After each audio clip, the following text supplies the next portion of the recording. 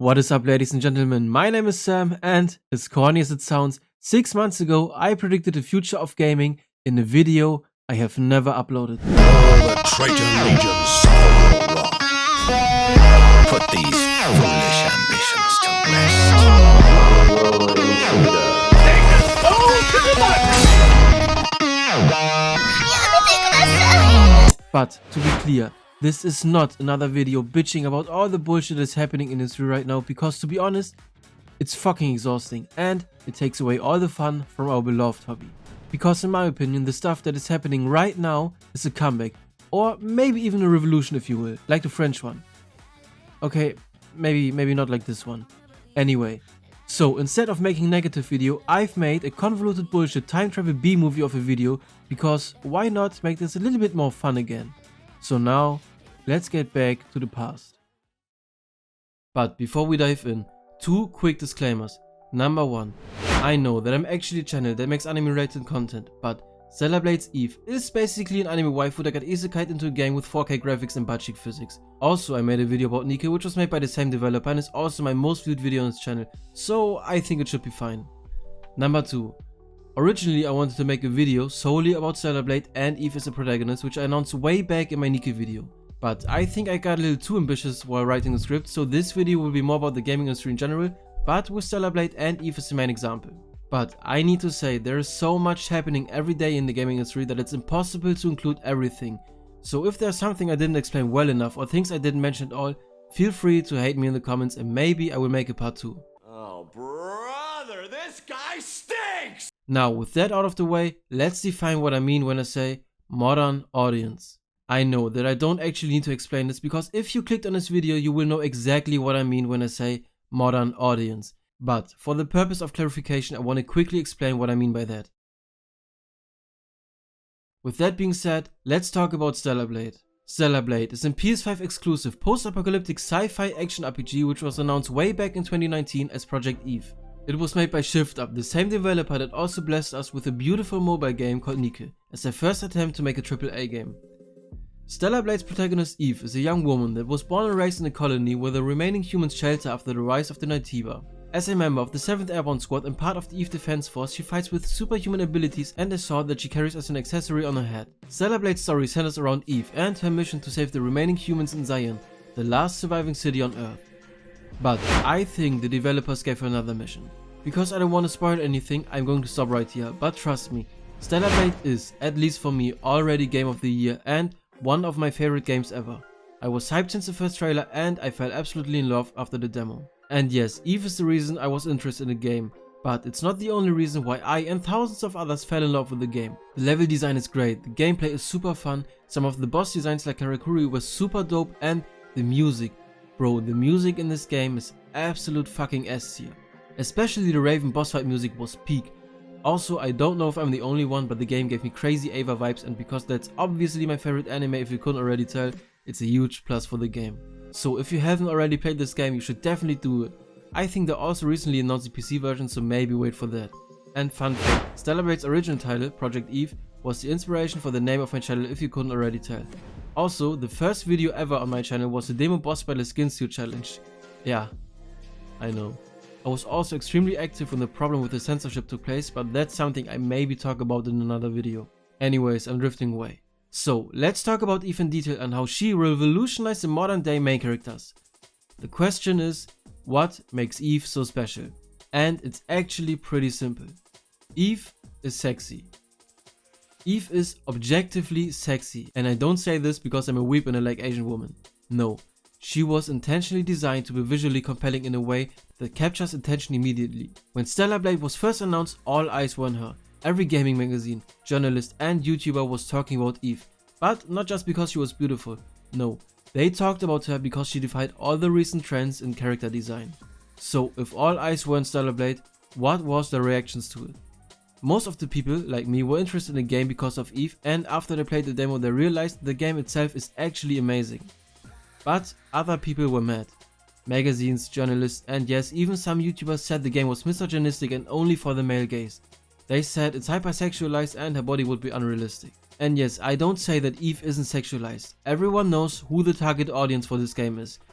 Me. But there is something that really pisses me off. If you really think her body would be unrealistic, you should consider visiting the gym where you already pay for memberships since the start of the year, and trust me, you would be surprised that 90% of the women will have a similar body to Eve's. Or even better, go on Instagram and look for this account, because this woman right here is the official body model for Eve. Crazy, right? And you know what else is crazy? The game designer for Eve is the wife of the creative director. So a woman designed a woman. It's like Barbie, bro. For the so-called modern audiences, Eve represents everything that's wrong with the gaming culture and entertainment media in general. But for people like me, who long for the earlier days of the gaming industry where characters were crafted with creativity, beauty, depth and player connection in mind, she feels like the last hope for the modern day gaming industry. And that is exactly what I meant when I said that the developers gave her a second mission. It doesn't matter if it was Shift-Up's intention or not, but Eve's design isn't just about her appearance. It is a statement. Yeah, I know. She represents a return to characters that are designed to captivate the players and not just to fit into certain agendas or diversity checklists. So, before we talk about other things, I want to check if Stellar Blade actually did what I said it would. And in my humble opinion, which should always be seen as the truth because I only speak in facts, Stellar Blade 100% achieved everything I said it would. It sold over 1 million copies, and it even was the highest ranked PS5 game on Metacritic's user score ranking.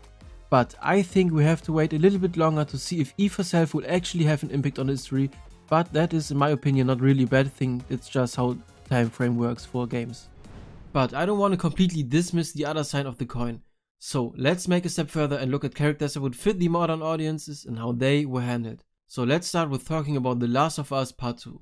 I know that the game story is very controversial. I personally absolutely love this game, but that's not the point. Ellie, the protagonist of the game, and Abby, the antagonist / second protagonist, are both woke characters. One is gay and the other is, let's say, wouldn't be considered very feminine by most people. The thing is that Ellie's sexual orientation doesn't matter for the story. It gets treated like any other relationship and thus feels more realistic. Yes, love and sex and so on are themes in the game, but it doesn't feel unnatural, at least for me. Also, I'm a guy, so I don't mind if two girls are kissing while I'm watching. Anyways, Abby is a very masculine female character, which was the second biggest criticism of the game aside from the story. But I think Abby is a phenomenal character, and I also think that her masculine body makes sense in relation to the world where the story takes place. It also never gets mentioned or anything. It's just there to subtly enhance the story. It is something that, at least for me, enhanced the immersion. So, it's something where I would say that wokeness was handled pretty well. Okay, let's take a break here. I know exactly what you are thinking, but I don't care. I still love The Last of Us Part 1 and 2, especially Part 2. It's one of my favorite games of all time. You can say what you want. I just love the game, so fuck you if you're thinking otherwise. But I have to say, fuck Sony, fuck Naughty Dog, and especially fuck Neil Druckmann. I don't know what kind of Schedule 1 type shit this guy smoked, but to think that the bullshit profit would be a game that people are hyped for is just so incredibly delusional, it's crazy. But I guess they will notice it later on, so yeah, fuck them. So let's talk about the other game. I bought Horizon Forbidden West a few months ago and I played it for a few hours. I have to say that I have no idea how Guerrilla Games has done this, but this is graphically the most impressive game I have ever played. At least on PS5, because I don't own a PC.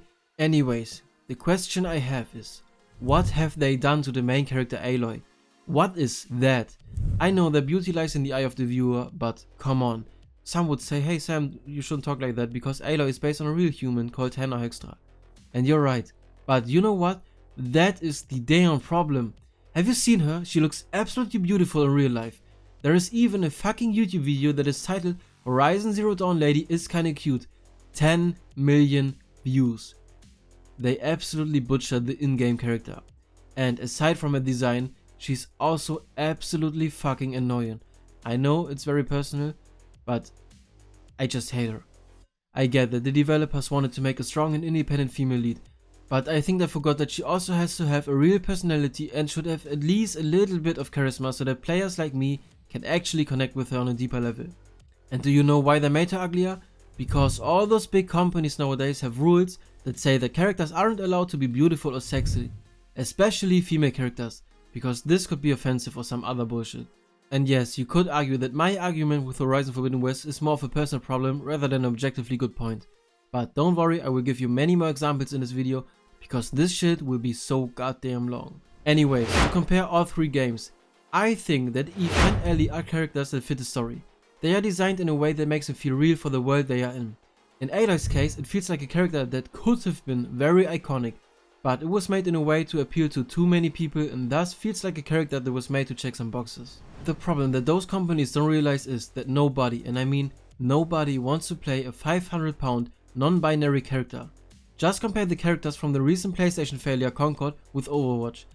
I personally don't like either of those, but it should be more than obvious which game has the better character design. The people who say they want those things in games are retarded. Those are keyboard warriors on Twitter. No, I don't call it X, it's Twitter. That don't have real life problems. Those people are not your audience. They won't buy your game. It doesn't matter if you do everything they want as a game developer, it is impossible to satisfy them. I mean, why do you think gacha games like Nico is so successful? They make such great characters that people are glad to spend their hard-earned money just for a percentage-based chance to get this particular character. Imagine all the gacha waifus would be fat. Do you actually think they would make enough money? So why do some studios think that would be a great idea to create such characters for the AAA game? It's just so damn stupid, bro. The biggest problem with all of that is that modern audiences aren't inherently evil or solely ruin the gaming industry. I even think that some of their points are great, but they are missing something very important. Most of the things they want are already there. They want strong and independent women in gaming, but they forget about characters like Bayonetta, 2B, Lara Croft, Jill Valentine, Ellie, and so many more. If those aren't strong and independent women, I have no idea what they want. And I think there's another thing that some developers or modern audiences don't get. Most people don't care if the protagonist is a man or woman, black or white, or what sexual orientation is. They just want good characters. Joel from The Last of Us, for example, could be black and it would literally nothing change about the game, because the game itself doesn't revolve around real life politics or agendas. For example, I personally love female protagonists, and if I have the chance I will always play as a woman, and there are two simple reasons for that. First off, I personally think that in stories in general, women can show emotions more convincingly and thus making the story more often than not more realistic. And secondly, if I'm going to play a game for let's say 100 hours or in some cases even more, then I definitely don't want to look at the man's butt the whole time and hear him grunting while he's sprinting or something, because that shit would be gay. No, I want to see a woman that is pleasant to the eyes with a beautiful voice. And I also religiously believe that it's the same for most of the women in gaming. They love sexy and fit female main characters as much as men do. Characters like 2B, Bayonetta, or in this case Eve. It's the same for men with male characters like Titus from Warhammer Space Marine 2 or Son Goku, for example. We like those characters because we can, or at least want to identify with them. Those are characters that have the ability to change a person. It could be something simple, like wanting to have a body like Eve or Titus and start going to the gym and taking care of your body, because I'm sorry to tell you, but body positivity doesn't mean that you should be proud of your body when you're fat as fuck. You should never embrace that you will have way more health issues than fit people. Because at least for me, real body positivity would be to embrace stretch marks from losing weight, or to embrace your transformation from unhealthy slim to a more muscular and fit form. Anyways, back to the topic. Another change could be also something way more drastic, and I actually have a pretty good example. 1 year ago I studied art at a university, but I had to stop because of some private stuff, and now I'm going to study computer science. The reason for this switch is simple. It was the game Cyberpunk 2077 and the associated anime Cyberpunk Edgerunners. Yeah, I know, let me explain. I also had a small background in coding, but that's not the point. I made this change in my life because the characters in the world inspired me to do so. Maybe I'm gonna talk more about this in another video, but not right now. So, to summarize this part of the video, in a time where many characters feel like they're made to satisfy a formula, Eve reminds us of what makes an unforgettable protagonist, at least in my opinion. And for the small chance that someone who works in the gaming industry sees this video, please don't make characters that are only there to check some boxes. Create characters that are charismatic, have depth, a compelling story, and can actually inspire people. So, Stellar Blade may be the main focus of this video, but it is not the only one that takes part in this revolution. But now, a quick ad break from the sponsor of today's video, Opera GX. Yeah, that would be cool, right?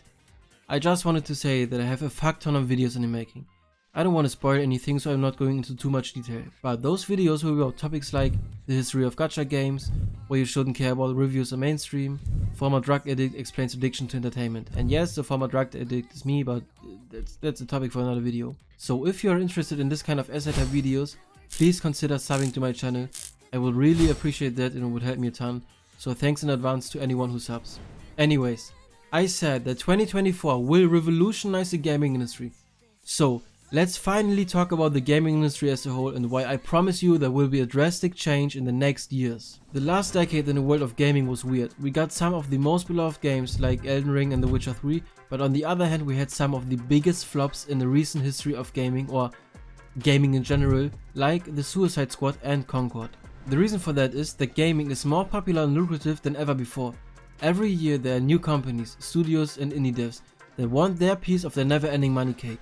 But with that comes a problem. There are so many games out there that the market is oversaturated. It's like going on Netflix and you can't decide because there's so much to choose from. So you rather stick to what you know and you play your comfort game, day in and day out. Unfortunately, that game for me is League of Legends, and because I really fucking hate myself, I'm a jungle main. Because most people aren't streamers or YouTubers, they have a limited budget. So we are extremely careful what game we will buy next. And that is exactly the point where my so-called revolution will take place. Modern games have many problems, and I don't mean games for modern audiences. I mean games that were released in the recent years. I have absolutely no fucking idea how we could all of this let happen, but modern games are often only made for profit. They are focused on all the wrong things. Unfinished games that get published for a quick cash grab, diverse characters that feel underdeveloped, microtransactions that disrupt the gameplay, an obsession with hyper-realistic graphics, and a refusal to take risks in gameplay or story. And I think I've got a great argument for this one. It is something that my favorite streamer Asmongold often says. No one cares about graphics. Look at Elden Ring. I personally have over 800 hours in Elden Ring, and even if the lore of the last boss from the DLC is, in my opinion, pure fucking dog shit, it is still my second favorite game of all time, right behind Bloodborne, because Bloodborne is in my opinion the only perfect game that was ever created. Anyways, I can still admit that Elden Ring doesn't have great graphics, but what it has is a phenomenal art style, and it is a game that is focused on great gameplay, charismatic characters, and phenomenal fucking world building, things that really matter for a game. Just to clarify, I have nothing against microtransactions or loot boxes or whatever, but in my opinion they need to make sense. For example, free-to-play games offer skins and stuff because otherwise they wouldn't even make any money. But for example, a game like Assassin's Creed Valhalla doesn't need that shit because I already paid full price. And it also feels like that all the good stuff would willingly taken from the game so they could later add it to the store to make money. I mean, imagine Elden Ring and you would have to pay 10 bucks for your favorite weapon. And to be honest, I have no idea what the fuck is wrong with those companies, but I think Ubisoft and I are even now. I mean, they're going down, so GG bro. All of those things and much more has led to a feeling of soulless and formulaic games. Another question would be, why do people hate DEI or modern audience games so much? And it's simple. They actively destroy the immersion and fun for the sake of agendas. For example, the breast scars in the new Dragon Age are absolutely fucking bullshit. Not because they are there, but because they don't make any fucking sense for the world they are in. For example, in Cyberpunk or any other somewhat realistic universe, they won't make sense with the style. But don't tell me in a world full of monsters and magic, they need real surgery to get rid of some tits. This is a perfect example in my opinion of wokeness, which was included just for the sake of it and not to enhance the world building or any other aspect of the game. Something like that is the reason people hate wokeness in gaming so much. Even though the intention was good, it just destroys the immersion. Another example where wokeness was implemented really bad would be the new Assassin's Creed. Yes, everyone memes on the game and Ubisoft, but first off they work really hard to earn its reputation, and secondly, they just do one stupid thing after another.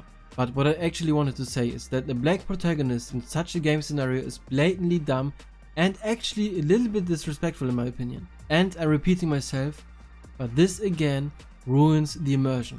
And the most important rule for a game, at least for me, is to never ever break the immersion. If wokeness would be implemented smart, nobody would care and everyone would be happy. Anyways, let's name a few games that failed harder than I failed in life. Forspoken, Concord, The Suicide Squad, Anthem, Saints Row and Redfall are only some of the games that failed because of at least one of the problems I mentioned. And they failed because of us. You see, we as a target audience have actually the ability to decide the matter. Believe it or not, but the phrase vote with your wallet actually exists for a reason. So I said vote with your wallet, and fuck yeah, you all did. I don't know you, but now I will say something your parents never did. I am proud of you. Yes, you. Because you and many others voted with your wallet, we made the right games fail and the right ones succeed. Dragon Age the Veilguard, AC Shadows and Avowed failed because of us. Kingdom Come Deliverance 2, Parrot Yakuza, Monster Hunter Wilds and especially Marvel fucking Rivals succeeded because of us. It's not only how many copies got sold or how much money they made. In my opinion, it's about the player feedback and especially the reputations those games and especially the devs behind them earned, which makes them so goddamn successful. And all of the shit that I mentioned left a big scar on the gaming industry. OG studios got closed and many people lost their job. It is because of the incredible amount of money they could put into the game nowadays. They spend so much money that they need to have microtransactions and everything else which would be considered profitable in modern gaming. So if the game isn't received as well as it was planned, it is game over for the studios or the developers. For example, Sony lost apparently 400 million with Concord and Warner Brothers lost 200 million with the Suicide Squad. And that is exactly the reason games nowadays try to appeal to everyone. I really liked what someone onto my latest video commented. If you try to appeal to everyone, you appeal to no one. And that includes the agendas of modern audiences. I really hope that people who want those agendas in gaming understand that the companies don't actually care about those things. They care about making money. They include those things in hopes that will profit even more. Or why do you think that some companies celebrate the Pride Month and then change things in their games when they want to sell it in countries where being gay is a crime? They simply do it for the money. And like the famous movie directors Christopher Nolan and I believe Quentin Tarantino already said, there is no place in entertainment media for your personal agendas and real life politics. But not everyone in the industry is struggling. This financial situation has created a unique opportunity for smaller developers. Indie developers should have the best time of their life right now, because all of those big studios failing with their AAA games, they started to get more attention from the average gamer like me.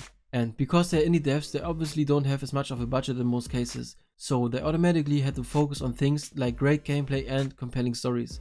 And this got us some of the most beloved games in recent years. I said it's time to shine for indies, and oh boy was I right. Small studios or even one-man armies are rising. And in my opinion, the best example right now would be Schedule fucking 1. The funny thing is, I personally never played this game, but even I have heard about this game. It is or was at the top of the Steam charts and everyone knows how crazy this achievement is. And as someone who has experience in the kind of activities the game offers you, I find it incredibly funny how this game succeeded on such a big level. However, that is not the only part of the gaming industry that is changing. So let's take a look at the other side of the globe. Asia, the continent of waifus. Asia has been dominating the gaming market in recent years. While Western developers try to convey their agendas, Eastern developers just don't give a fuck. Lies of P, Stellar Blade, and Black Myth Wukong and Elden Ring, Crimson Desert and Phantom Blade Zero, some of the best rated games in recent times and some of the most anticipated upcoming games were developed in Asia. And I think there is a very simple explanation for this. The cultural difference is significant here. They have completely different ideas of what makes great gameplay, characters and stories. I mean, why do you think that most of the gacha games come from there? They know who their target audience is and they make sure that they will satisfy them. So yeah, about Asian devs. At this point it's no secret that Western devs are kinda, let's say it how it is, bullshit. And Eastern devs simply make better games, at least at this point in time. And in my humble opinion, the best example right now would be the absolute crazy rise of Marvel Rivals. I think I've never mentioned this before, but aside from League of Legends and some other smaller games, I nearly only play single player games. I only checked this game out because I've heard so many good things about this game and I saw some skins. Yeah. And oh boy, after 270 fucking hours I can say this game is absolutely damn incredible. The gameplay, the queue time, the maps, the absolute legendary character design and especially the incredible skins. The devs knew who their player base would be and they did absolutely everything to satisfy us. I really think this game could only have been made in Asia. But there was one little thing that happened to me in the game which makes this game so incredibly outstanding for me. This game introduced me to a character I have never heard before. Magic. I had so much fun playing Magic that I'm now a Magic Lord and I reached GM at the start of season 1.5. This game made me fall in love with a character I have never heard before. It even got to the point where I decided to buy my first comic book ever. So I started importing her comics from the US for a goddamn bullshit price, but that's not the point. And as corny as it sounds, she is now one of the biggest inspirations for my own characters and stories. And by the way, her own comic is absolutely incredible, so I can only recommend it to you. This game just changed so much for me that I gladly spent my hard-earned money on skins or the battle pass, and I even talked with many of my friends about this game just so I can do my little kind of contribution to the game's success, if you get what I mean. And before I forget, let's say it together, fuck Nintendo. What the fuck is wrong with them? I loved their games and I loved Pokemon until X and Y, and after that it just got worse and worse and worse and worse. The price of the console is not even the biggest problem for me. It's the price of the games. Sometimes the games are even maybe 10 years old. It's just so damn ridiculous. But I have to say, I love the fact that I made bullshit that was standard for others years ago, like voice chat with friends, and act like they invented something crazy.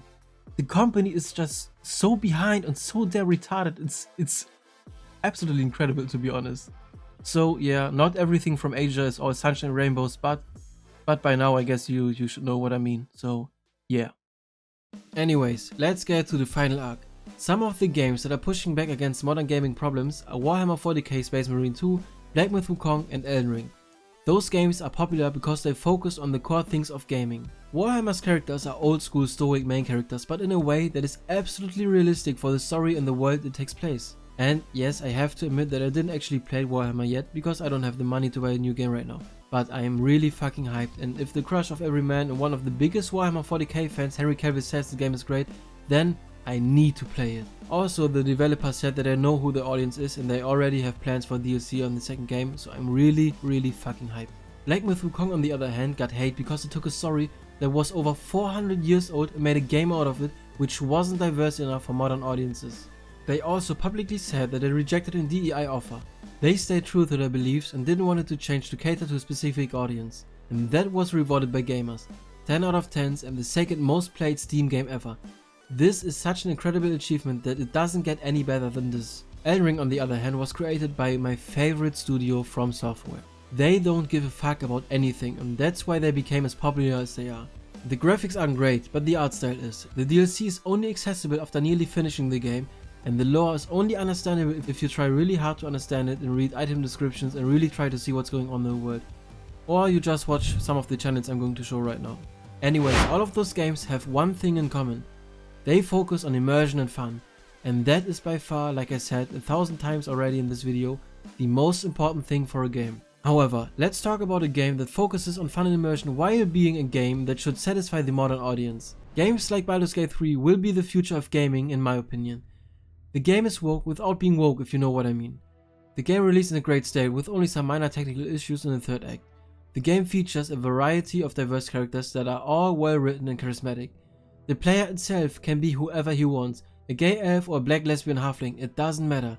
The game has those features without letting them take away from the immersion. And all of that was met with praise by gamers. Everyone loves this game and the studio is now one of the big ones. I promise you that whatever they're working on right now will be a massive success. And yes, it helps, the studio is one of the best I've ever seen with one of the most charismatic CEOs ever. And after over 300 hours in the game, I can confidently say that I hope games like this will be the future. The game got me even diving way too deep into Dungeons and Dragons and its lore. If I would have friends to play with, it would be even better. But those kind of changes don't only happen on the studio level. To make games like Baldur's Gate the future of gaming, people have to work for that. And I don't only mean the developers, I mean us as the target audience. For example, Stellar Blade was such a great game that I later on bought the deluxe version of the game. And I also played through the game 5 times now. I never cared about platinum trophies, but Stellar Blade is my first platinum ever. Now I also have Elden Ring and working on Bloodborne, but anyways. I did all of this because I wanted to signal shift up in other developers that people appreciate if they make such great games. And that they are willing to go the extra mile to show that. Stellar Blade Warsaw is the best rated PS5 game user score wise ever. That alone should show developers that people want such games. This shift in the gaming industry will decide the future of gaming. Like I already said, companies only care about one thing, and that's making a shit ton of money. However, they won't make any money if they are going to continue publishing such bad games. So my prediction is that we will see a big change in the near future. Yes, it will take some time, because games that are already in production will still be published. Those will most likely be games that will still include some of the problems I've mentioned, because producing a game nowadays takes around 3 to 5 years of development. But I truly believe this will be the last wave of modern audience games. Because right now, studios should have noticed that the things they are doing don't work out. So my prediction is that the games we receive in 5 years from now will be completely different from what we have right now. At least that is my hope. But I think we can already see the shift happen. Think about No Rest for the Wicked and what the developers said about DEI and woke agendas. Think about Lollipop Chainsaw and how they said the remake won't get censored like many people thought it would be. Think about Forever Winter and what the developers said in the trailer. And by the way, I'm so fucking hyped to play this game. It's one of the games that feels like it was made for me, if you know what I mean. I am the target audience, and damn, the soundtrack is amazing. I'm actually listening to it while writing the script, and now that I said it, it's weird because I'm not listening to it right now because I listened to it while writing the script. Anyways, think about some comments or tweets that you see from other game developers. My favorite example from just a few days ago is how the alleged director of the recent Former 40k game said that he can't believe what types of games are being worked on getting published.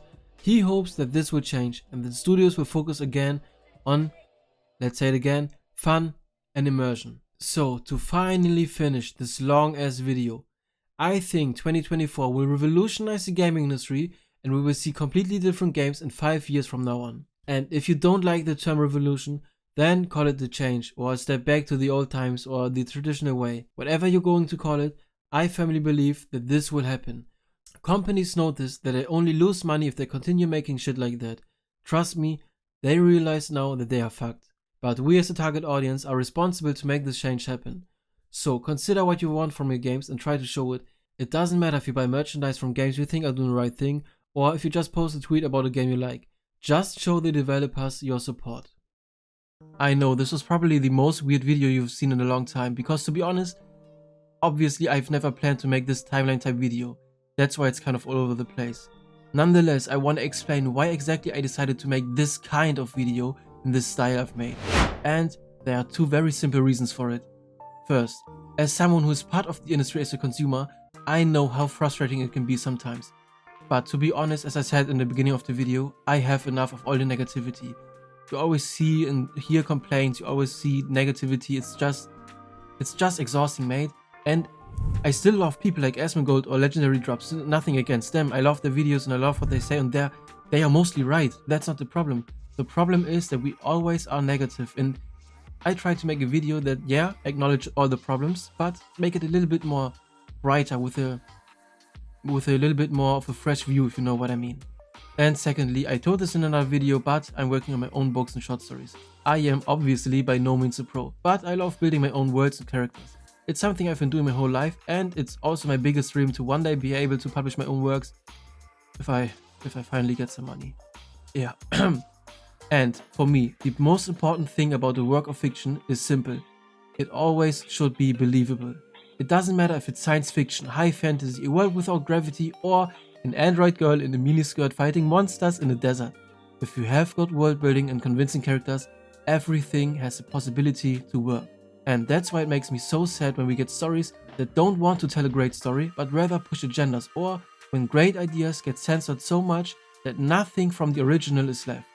So yeah, I think it's sad what happened in the industry the past few years. But at the same time, let's be honest, it's not that deep. It's a hobby that we do for fun.